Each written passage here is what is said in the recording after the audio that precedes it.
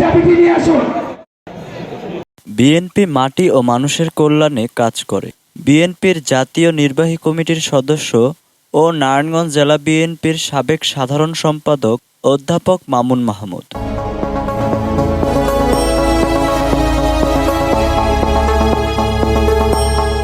তিনি বলেন, স্বৈরাচার সরকারের কায়দায় আমরা জবাব দেব না। আমরা মানুষের ভোটের অধিকার নিশ্চিত করার মাধ্যমে তাদের জবাব দেব।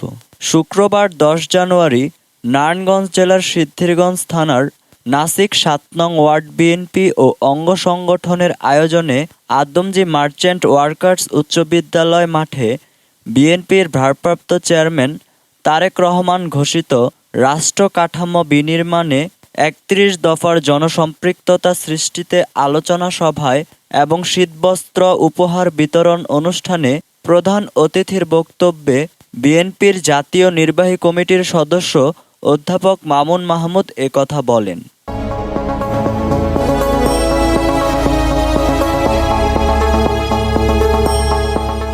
নারায়ণগঞ্জ জেলা বিএনপির সাবেক তথ্য ও গবেষণা বিষয়ক সম্পাদক মোহাম্মদ মোশাররফ হোসেন ভূঁইয়ার সভাপতিত্বে ও জেলা জাসাস এর সাবেক সাধারণ সম্পাদক জাহাঙ্গীর হোসেনের সঞ্চালনায় আলোচনা সভায় বিশেষ প্রধান বক্তার বক্তব্য রাখেন জেলা স্বেচ্ছাসেবক দলের সাবেক সিনিয়র সহসভাপতি মোল্লা মোহাম্মদ সাখাওয়াত হোসেন। এ সময় বিএনপি ও অন্যান্য সংগঠনের নেতাকর্মীরা উপস্থিত ছিলেন।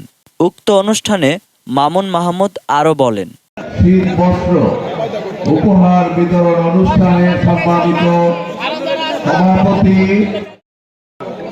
জনাব ইঞ্জিনিয়ার মোশাররফ হোসেন